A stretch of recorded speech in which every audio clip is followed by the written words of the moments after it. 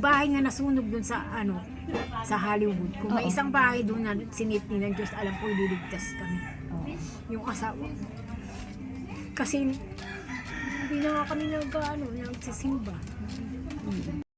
Ka-therapy, ayan, magandang araw po. Napakaganda naman ni Chacha. Gusto ko yung aura mo ha, kahit ibig sabihin magaling ka mag-handle ng problem. Kasi kung ako yan, hindi na makatulog, hindi na makakain na maayos, ganyan. Hindi ako nakakatulog, kakaisip. Okay, so yan, Cha, napasugod ka ngayon dito. Kasi, mga ka-therapy, Yung pag-order ng Opti. dahil sa One Opti. So, maganda kay Michael. Paano mo nasabing maganda? Yung, kasi nagpunta kami ng hospital, nagpa-laboratory kami. Oo. Ayun. Hindi siya na-stop na ubos yung gamot niya yung sa Opti. Oo. Hindi niya naihi, hindi siya nakaihi tapos pumunta kami ng hospital. Oo. Dalawang araw, lumobo na siya. Oo. Tapos ayun nga, hindi siya tinanggap doon sa pinapasa na siya. Sobrang matakot yung doktor kasi chinek ng doktor yung bayag niya tsaka yung ari niya. Oo. Ang laki, parang balon na. Malaki talaga. Sobrang laki. So, hindi na siya nakaihi. Bali, yung One Opti, di ba dati marami na siyang manas?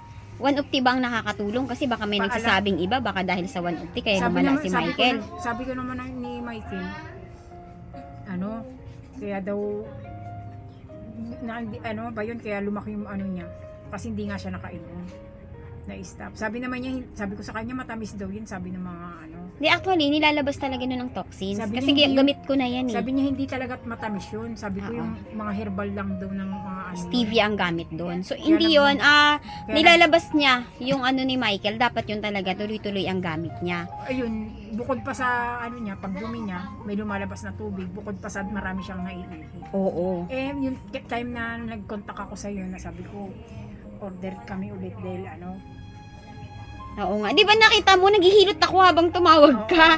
Nag-i-massage ako sa kliyente. Emergency sabi mo. Kasi nga tinanggihan siya ng ospital doon. Umuwi muna kami kasi ang laki. Sabi niya, nagbanggit siya sa akin, yun lang talaga yung nagpapagaling sa akin. Sabi niya.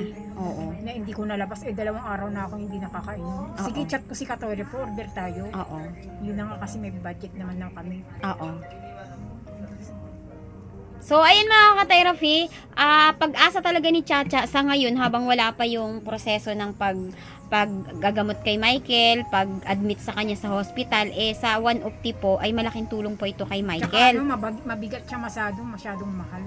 Sa ngayon, hindi mo na ako nakakapasok eh. Oo. Kasi yung bata. Oo.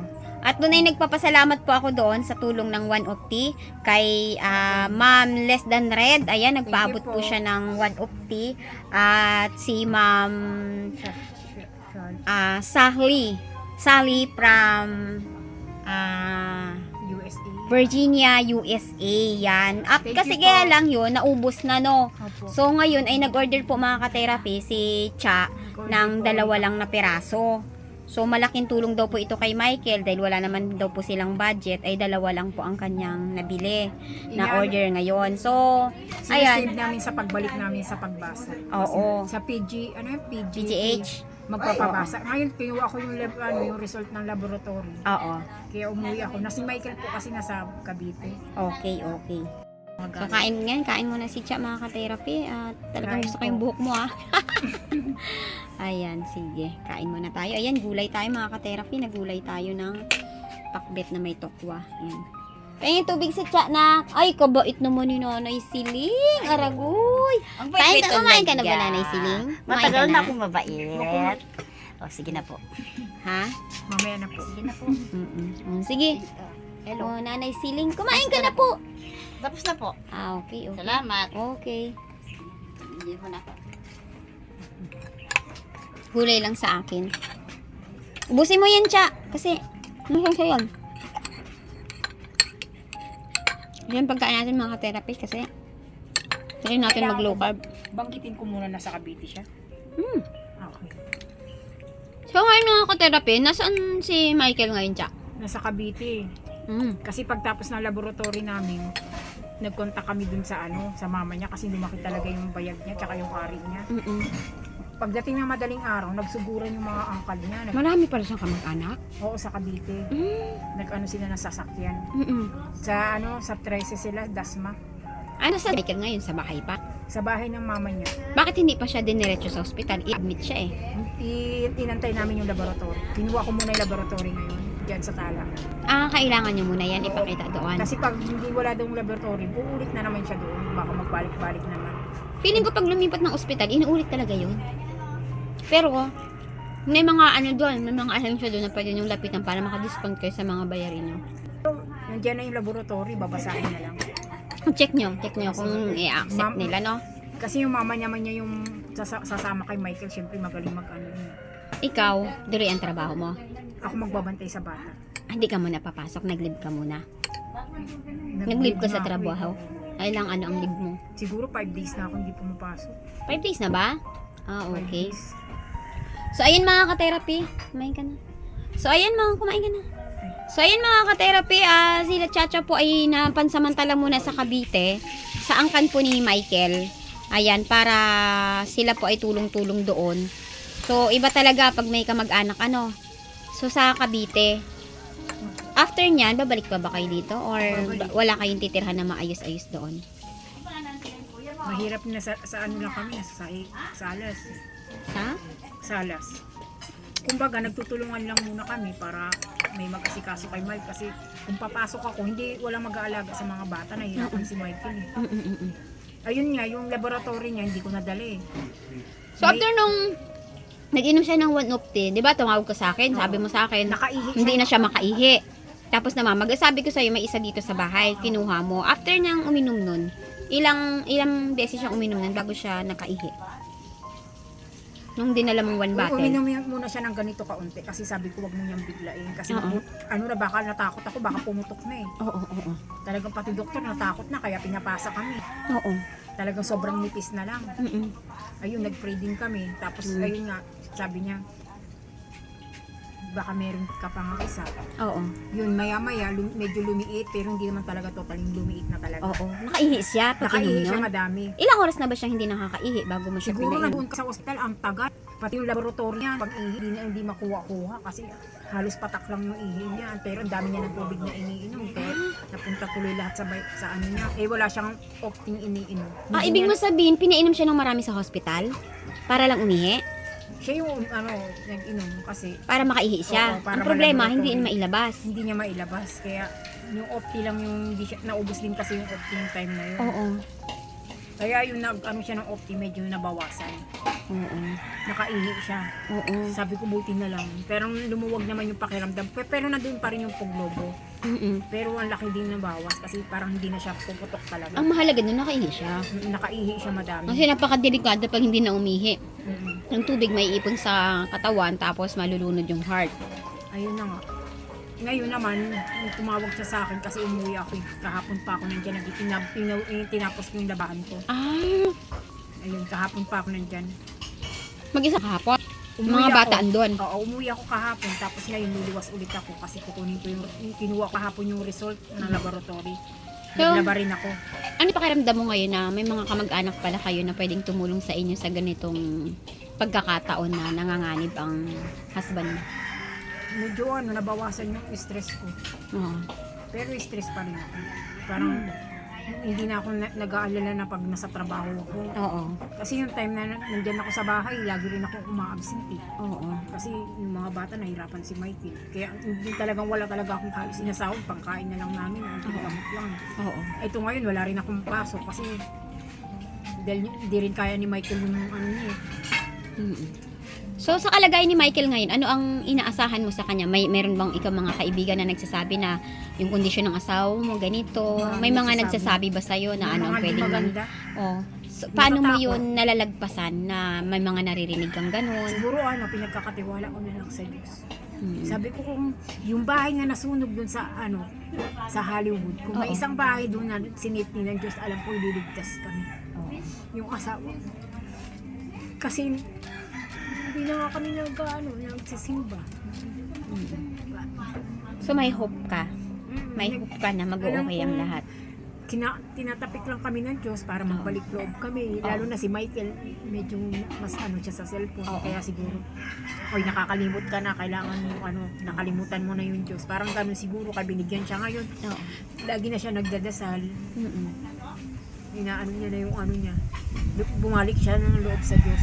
Sa linggo bukas, mag-church kami sa Cavite. Kaya niyang mag-church na. May Lumiit na yung bayad may niya. Kasi nung nakaraan, sabi mo, hirap na siya maglakad kasi lumubo. Ngayon medyo okay. Okay. Nakakalakad siya ngayon. Kung magsisimba kayo, nakakalakad siya. May tricycle naman yung papa niya nagbibiyahe.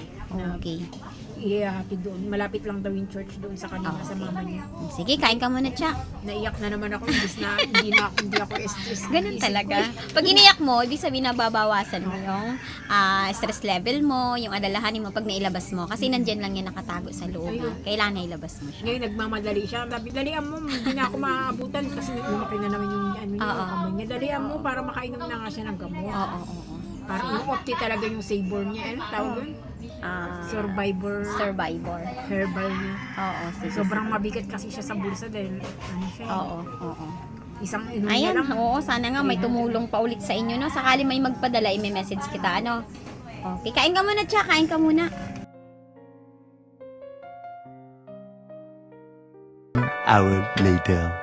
Hello mga ka-therapy, at nakapagpa-order na nga si Cha ng one of the juice na para kay Cha ito ay pag-asa ni Michael habang si Michael po ay hindi pa na-admit sa hospital, no?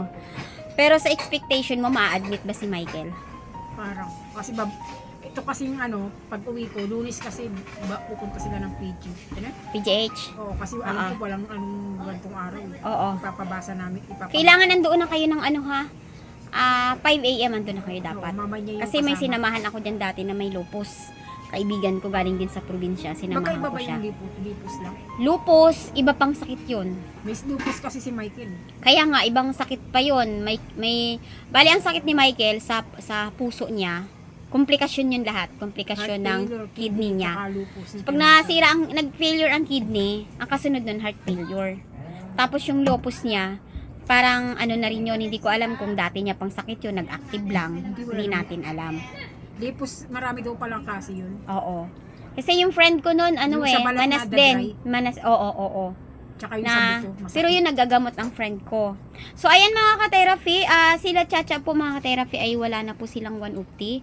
At ngayon nga, so si Chacha ay may konti siyang pera at nakabili po siya ngayon ng 2 order. pa namin. Oo. Kasi babalik pa kami sa, ano ba yun? Sa PGH. PGH. Oo. So, Kasi ayan. Cavite to Manila, pamasahe rin yun eh. Oh, at saka mas maganda na nandun kayo sa side niya kahit papaano may magki-care sa mga bata, hindi katulad nito dito, Pinagkakasya no? namin. So, ayan mga ka-therapy, kung ito po ang one of the juice ay Okay. effective kay Michael at nun nga, Mabigat kasi masyado eh. Oo, ilang Ubus oras yung- siya na hindi nakaihi niyan, tapos na lumubo na yung kanyang pantog. Ito lang ang nagpaihi sa kanya. So, kaya habang wala pa po ang admission ni Michael ay ito po ay Siguro tuloy-tuloy pa rin to hanggang may iniinom siyang antibiotic. No? Kasi parang maganda siya. kayo, pwede naman yan kasi may mga case niya na talagang mahusay talaga siya. Kasi nagamit ko na ngayon kay Tatay Ruben, nagamit ko na yan sa ibang content. At saka yung mga kliyente ko, gumagamit talaga sila niyan. So, yan mga ka-therapy at kung may nais pong maghandog kinatsa ulit ng one of the juice, ang isang bottle po nito mga ka-therapy ay 350. Kung may pwede nyo i-search yan sa YouTube. Nandoon, na-check mo na ba yan sa YouTube? Mauubos yung pangbigay ng sponsor nito pag isang araw hindi ba Oo. So, na-check mo na yan sa YouTube. Ito, yung benepisyo sa katawan. Marami na, sinearch ko, marami siyang Okay. sakit na napagaling. Okay. So, yan ay nagtatanggal lang naman yan ng mga toxins. Hindi siya yung talagang pag malala ng sakit gagamutin niya. Pantanggalan niya ng mga toxins, panglinis, pangayos ng dugo, pag-ayos ng mga yung dugo tawag dito, pinapaganda niya yung quality ng dugo. So, ayan, dahil effective kay ay mga ka-therapy, kung may nais pa pong maghandog kinachacha nito ay labis-labis na po namin sa inyong ipagpapasalamat yan dahil talaga namang nabibigatan sila Cha dito sa halaga ng 1 of the juice. At tawag dito, may mga gastusin pa sila, may pagkain ng mga bata. So, medyo mahirap talaga mga ka-therapy pag isa lang ang kumikita tapos meron pang may sakit sa pamilya, no? So, kung may maghahandog sa inyo mga ka-therapy, ay comment po kayo below at i-message natin si Cha na kunin niya po dahil kayo ngayon ay nag-i-stay sa Cavite. Oo. At yun nga, nung nagsabi ka na malala na ang kalagayan ni Michael, ay marami pala siyang angkan na pwedeng tumulong. Bakit ang tagal niyong tiniis bago kayo naglapit? Kasi matagal na yung sakit ni Michael na matagal mo na yung napansin, bakit hindi agad Nakaraan naagapan? Kasi, noong December, sinabi namin yun agad. Kaso hindi sila nakapunta. Oo. Itong, yung inaantay rin pala niya yung update namin. Ina-update ko lang naman siya pag ay sila kung nasa ospital kami. Oo. Hindi kami nag-update kasi wala pang laboratory. Oo. Yun lang in-update ko. Oo. Pero alam naman nila yun. Pero ang sakit kasi, Cha, the more na mas maagang naaagapan, mas kaunti ang damage sa katawan. Ang sabi ng mama niya, nung Pasko, ay nung pupunta nga daw, mag-iipon lang daw sila ng ano. So, walang-wala din pala ang magulang ni Michael. Oo, meron konti. Ano ang trabaho ng nanay ni Michael? Yung sa ano ba yun? Rapid yung parang nagsiseltok lang. Mga ganun. Tapos sa papa niya, sito na mga massage. kumbaga wala rin siyang masyadong kinikita. Tapos, doon, mas magiging mahihirapan sila, pero makakaginawa sa inyo. Yan, Hindi ko naman, nahiya nga ako kasi syempre yung diaper ni baby. Oo. Alam mo, iasa ko pa. Oo. Ako lang yung nag-aan nitong opti kasi yung sponsor naman, kay sir mayroon pang tira. Ito na lang binili ko. Ngayon di pa ako nakapasok. Oo. Ayan, naalala ko dati nung may sinamahan ako sa PGH dyan. Depende kung anong oras ang schedule nyo. Kung ang schedule nyo ay panghapon pa kayo, mula umaga maghihintay kayo doon. Ganun ganun. Kasi may sinamahan ako dyan 2 beses. Talagang na-check up kami hapon pa. Kaya magbaon kayo ng tubig. Magbaon kayo ng mga kakain. No? Pero, hindi ko alam kung makikita naman ng doktor na emergency siya. Nag-a-admit agad sila sa emergency. No? Sabi Sana. ng yung mama niya kasi yung sasama. Ang sabi niya, pag na-confine si Markel doon sa PGP, ako daw magbabantay. May mga iwan ako sa bata. Mas okay na ikaw magbabantay kasi syempre may mga kailangan niyang pagdesisyonan, may mga kailangan pirmahan, may mga kailangan gawin. Ayaw pumayag. Mas okay talaga na ikaw ang nandoon, no? Yung mama niya, ayaw siya payagang pa-operahan sa bayag. Baka yun daw mitya ng buhay niya kasi bayag yun eh. Depende kasi yan sa doktor. Sabi niya, i-drain. Kasi may nakita Kaya ako biglang niyan. sumugod kasi yung pinakita talaga ni Michael sa YouTube. Anong video. nandito pa? Oo, binakita niya talaga itsura ng ano niya kasi nakabahan na rin siya eh. Oo. Kaya Delikado bigla talaga rin yun. nagsuguran sila kasi yung sa bayag niya yun eh. Pero ngayon maliit-liit na. Medyo lumiit na onte. Oo, dahil Pero hindi nakakaihi talaga siya. siyang nakakaihi lang siya talaga dito. Okay. Yung ang taba na ng paa niya eh. Naku, Sobra na talaga yung taba. Ganito na. sa ngayon. Oo. Kaya dapat talaga, ang alam ko Hindi lang niyan, talaga siya idadialysis na yan siya. I-admit, obligado i-admit yan siya. 100% na yun. Kailangan nyo na lang adjust kung saan ba kayo mag-i-stay, kung paano ang settlement sa mga anak nyo. Kasi obligado yung i-admit. Kasi, ang alam ko dyan, may nakita akong patient dati, nung nagsinamahan ko yung friend ko, binutas yung tiyan. Doon inilabas yung mga tubig. Kasi lumubo yung tiyan ng mama eh. Binutas ang tiyan. So, depende yan sa findings ng doktor kung Tigas anong na nga rin yung tiyan niya eh. Oo. Nakakatulong naman yung massage sa kanya kasi binamassage ko siya. Minsan ang laki ng dito niya eh. Ay, Binababa ko siya, ginaganon ko kasi napanood ko rin sa YouTube kay Om na pwede pala siyang ibaba yung manas. oo. Dito lang sa ano niya. Okay. Ngayon, kung ba malulunod na siguro pag di ko agapan eh. Okay.